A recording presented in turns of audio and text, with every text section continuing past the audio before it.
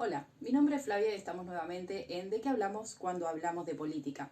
Antes que nada quiero agradecerles por todos los mensajes nuevamente que recibí a partir del vivo que hice hace un par de días y bueno, me gusta y me pone muy contenta que les haya gustado mi historia personal. Les pido disculpas por capaz que haberme trancado un poco, pero bueno, no es lo mismo hablar de teoría ajena que hablar de uno mismo, así que bueno. Hoy nos toca ¿de qué hablamos cuando hablamos de regímenes?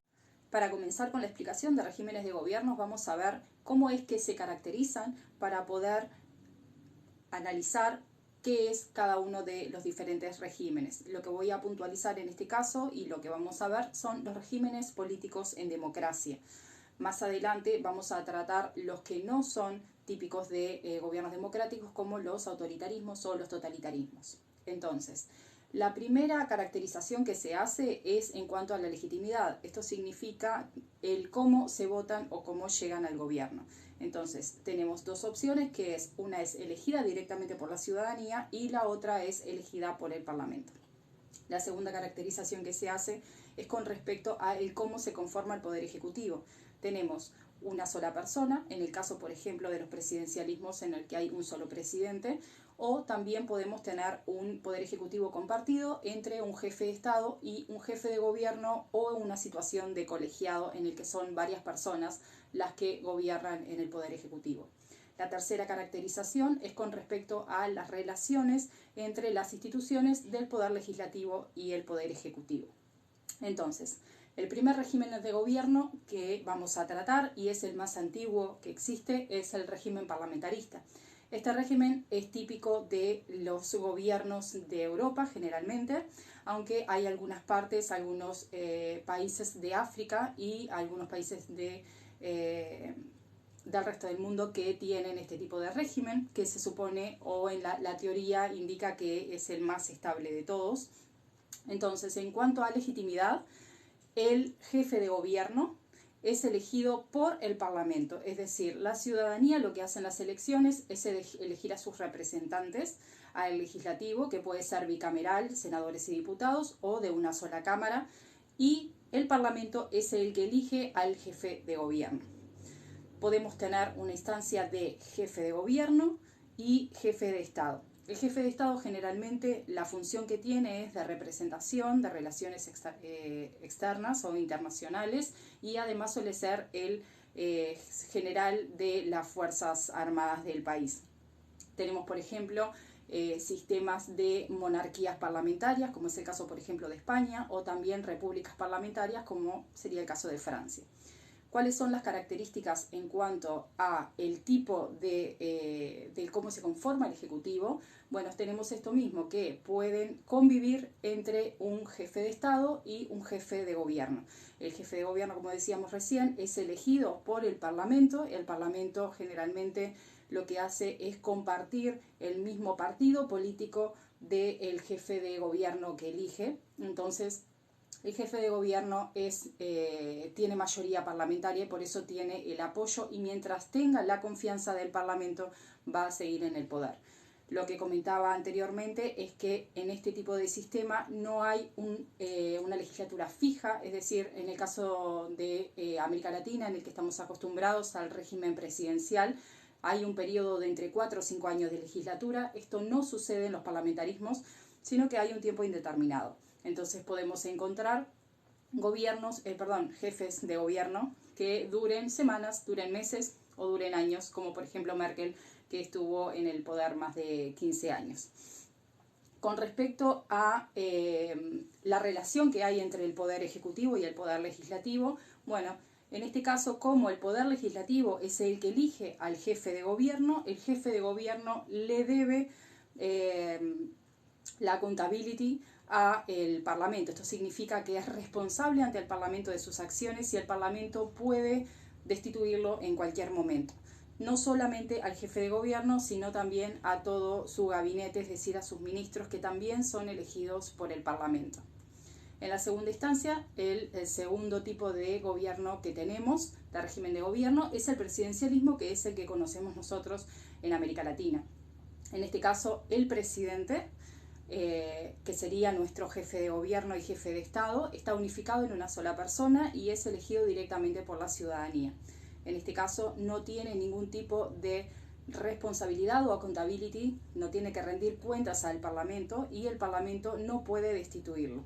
Tiene una legislatura fija que suele variar entre 4 o 5 años dependiendo del país. Hay algunos países que tienen incluso 6.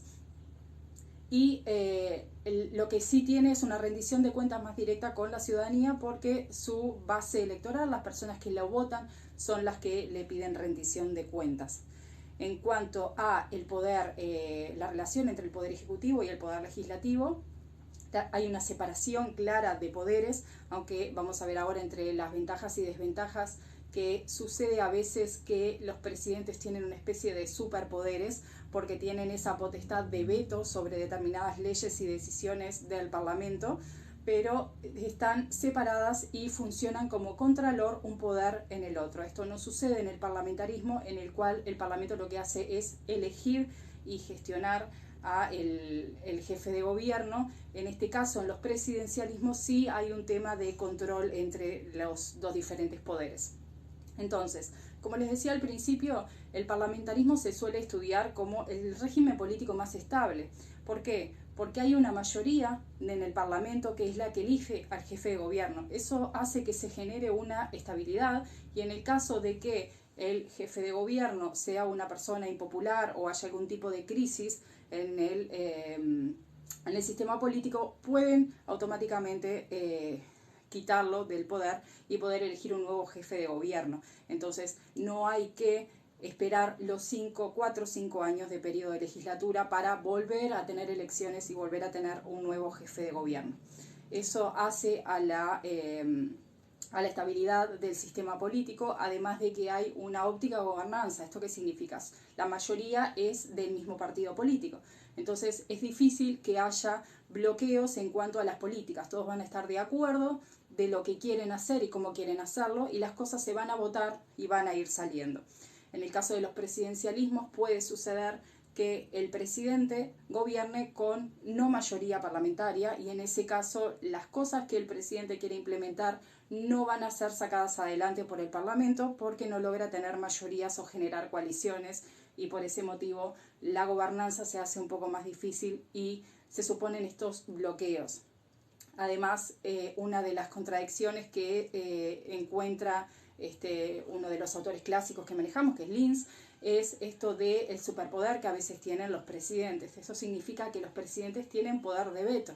En nuestro país, por ejemplo, y les voy a poner el ejemplo de Uruguay porque es el más cercano y creo que en toda América Latina fue muy difundido, el presidente puede vetar una ley que sale del Parlamento, como por ejemplo la ley del aborto. La ley del aborto legal, si sale aprobada en el Parlamento, luego tiene que firmarla el presidente. Si el presidente decide vetar esa ley no sale adelante por más que los representantes parlamentarios la hayan aprobado. Entonces, en síntesis, lo que tenemos son el parlamentarismo y el presidencialismo como los dos extremos de legitimidad directa e indirecta. Lo que hay en el medio ahora y se estudia es un sistema híbrido que se llama semipresidencialismo.